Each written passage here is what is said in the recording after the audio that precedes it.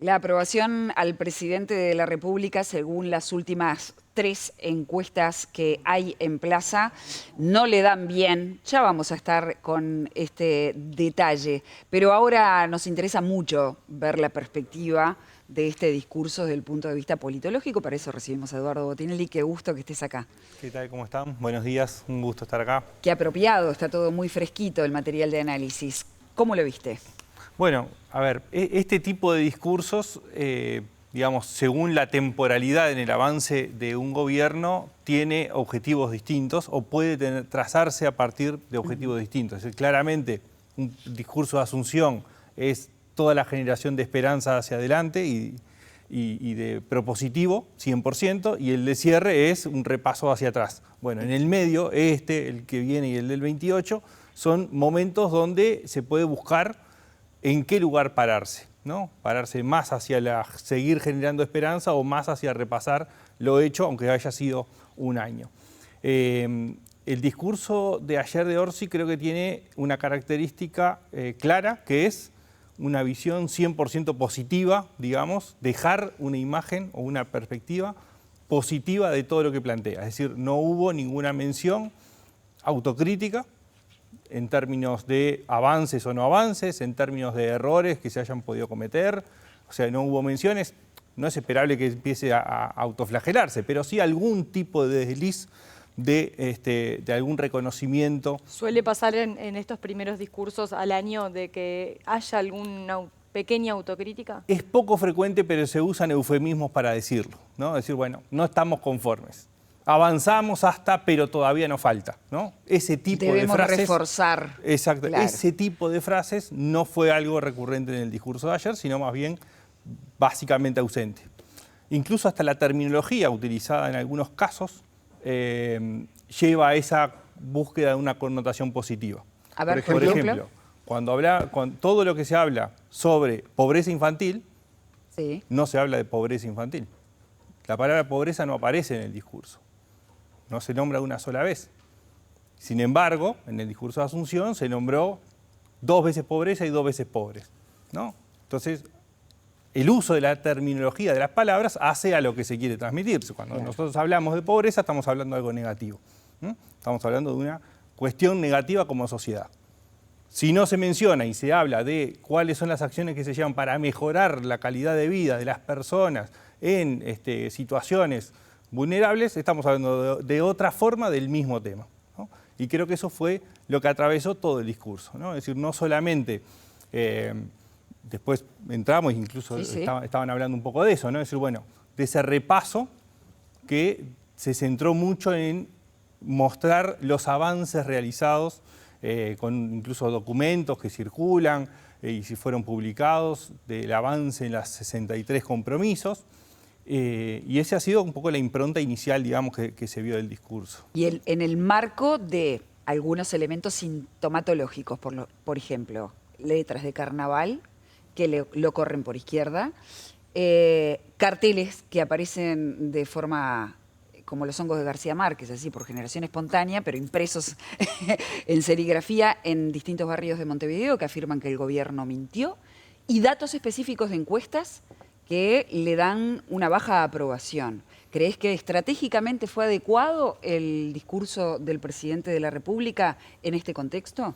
Bueno, hay una cuestión que estaba vista desde antes que arrancara, o sea, antes de conocerse el discurso, ¿qué podemos esperar? Bueno, uno de los faros claros que tenía a partir de estos elementos que marcabas era justamente la de recrear esperanza, sobre todo en los Frente Amplistas, bueno, quienes votaron al Frente Amplio, no Frente Amplistas, aunque también hay mucho de Frente Amplista en la discusión, es decir, bueno, las murgas o algunas reacciones que ha habido a lo largo de este año con respecto al gobierno tiene que ver con Frente Amplistas y no con votantes digamos, cercanos o que hayan solamente votado al Frente Amplio, sino que hay una connotación justamente de pertenencia al Frente Amplista que se manifiesta en descontentos, sobre todo en temas de política internacional, en parte en política económica, que se han manifestado. Pero efectivamente la coyuntura en la que se da lleva a buscar cambiar esa pisada. esa reencauzar o recrear la esperanza se puede buscar a partir de mostrar los elementos positivos o a nivel de propositivos. Es decir, bueno, ¿qué cosas yo propongo para adelante para generar eso? Bueno, en ese punto quedó a medio camino. Es decir, los grandes anuncios que hay no son, salvo los temas de seguridad pública, que tampoco son, digamos, lo que la gente puede visualizar como elementos que transformen la seguridad pública, por más que en última instancia pueda hacerlo, digamos, ¿no? Decir, bueno, sí, si se construyen las cárceles de máxima seguridad, sí se hace y es exitoso el plan de intervención en Cerro Norte, sí se hacen cuestiones que son positivas, pero no son las que la gente reconoce inmediatamente como elementos que le van a mejorar la vida, ¿no?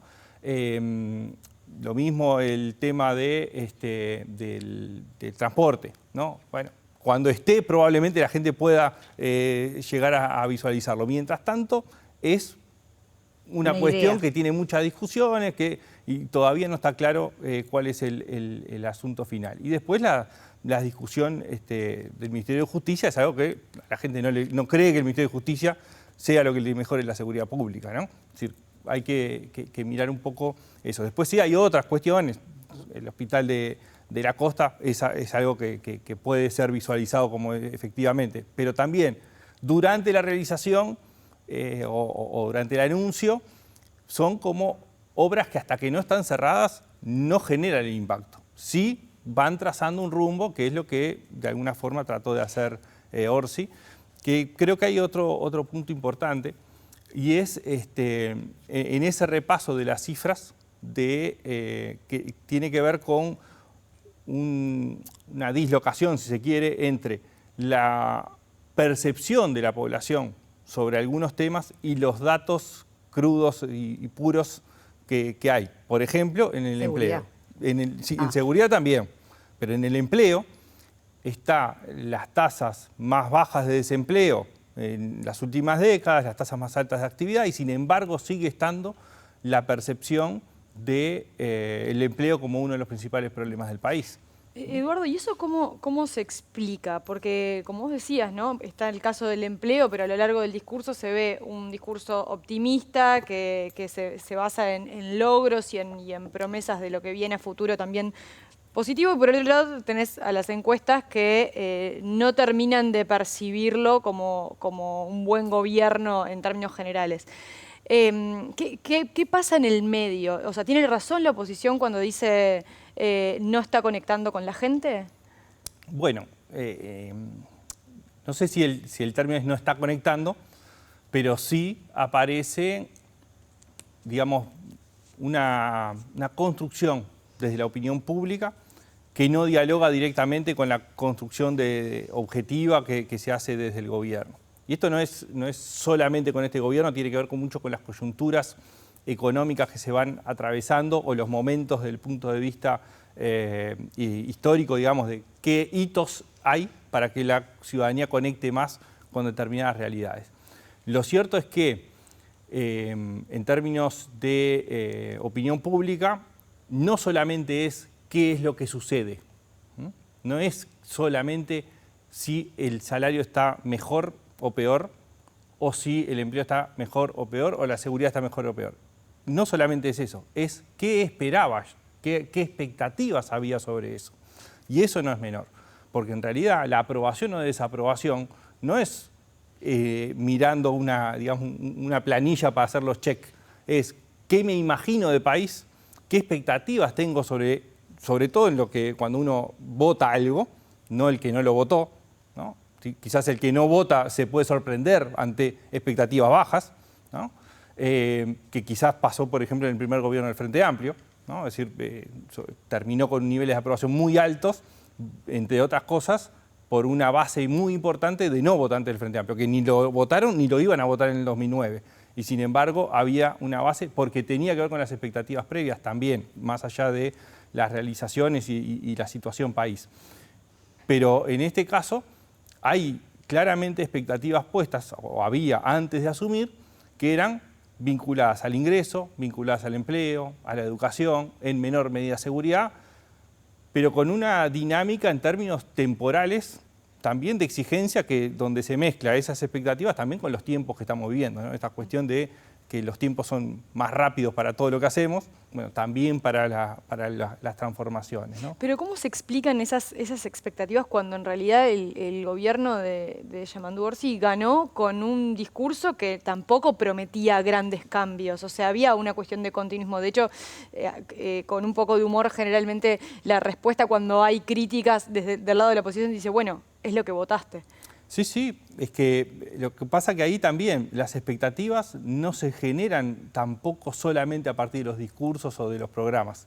Las expectativas tienen que ver con una construcción de esperanza, o sea, cuando hay depositada no solamente lo racional, hay mucho de emocional. Y también se mezcla el otro punto que sí es racional, emocional, y es contra qué yo trazo las esperanzas o las expectativas. Y en realidad cuando uno lo analiza, los votantes del Frente Amplio no tenían en su horizonte, pensaron en un gobierno como el segundo de Vázquez o el tercero del Frente Amplio, sino que las referencias eran hacia el primero del Frente Amplio o hacia el segundo del Frente Amplio, es decir, las connotaciones positivas, por la carga positiva en el ejercicio del voto. Entonces, cuando uno mira esos gobiernos, ¿qué había?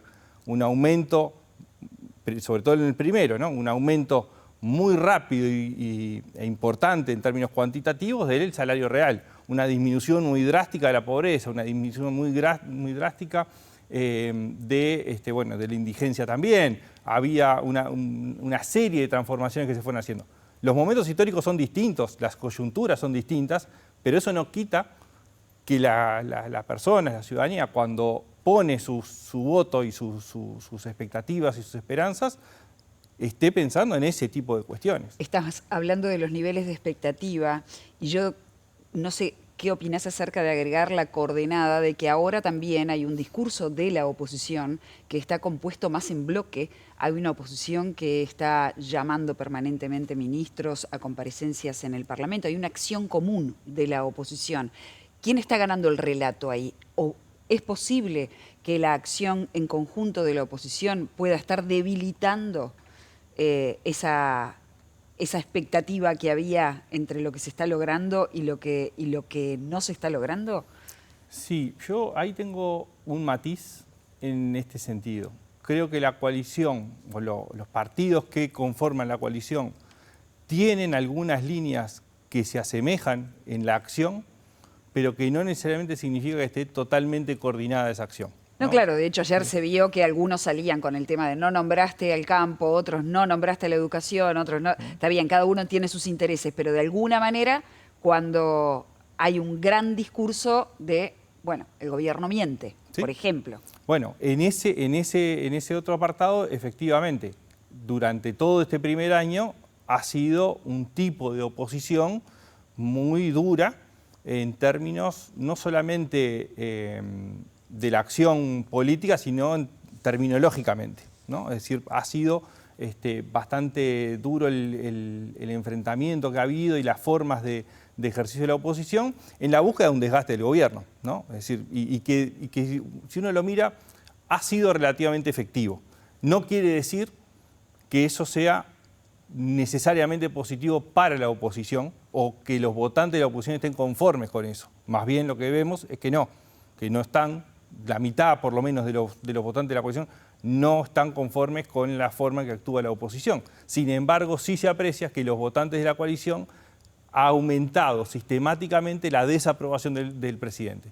Y con respecto a eso, se difundieron en las últimas horas 3 encuestas, Opción, Cifra y Factum. Las 3 coinciden en algo, aunque hay matices. Coinciden en que la desaprobación hoy es mayor que la aprobación, con la diferencia que Opción y Cifra dan un saldo negativo de 15 puntos y Factum, que es la consultora que diriges, de 4 puntos. ¿Qué podría explicar esa diferencia? Diría que lo primero es que... Porque es una diferencia grande, ¿no? Por lo general hay matices entre una y otra, pero bueno, 11 puntos parece ser una diferencia amplia. Sí, ahí lo que hay que ver es lo siguiente.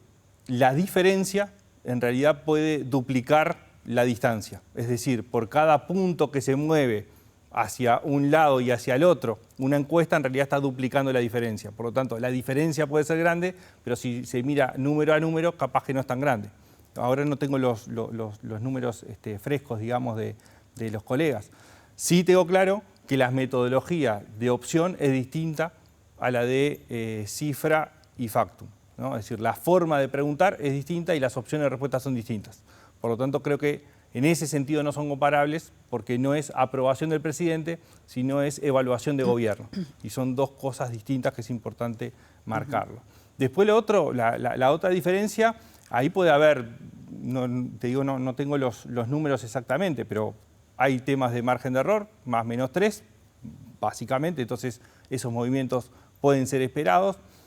Hay temas temporales, no tengo los datos ahora de la ficha técnica tampoco, digamos, pero puede haber temas de pregunta o de las opciones de respuesta, o sea, cuando, por ejemplo, si se incorpora o no el término neutro, cuando se le menciona a los encuestados o no se menciona, y eso afecta esa composición.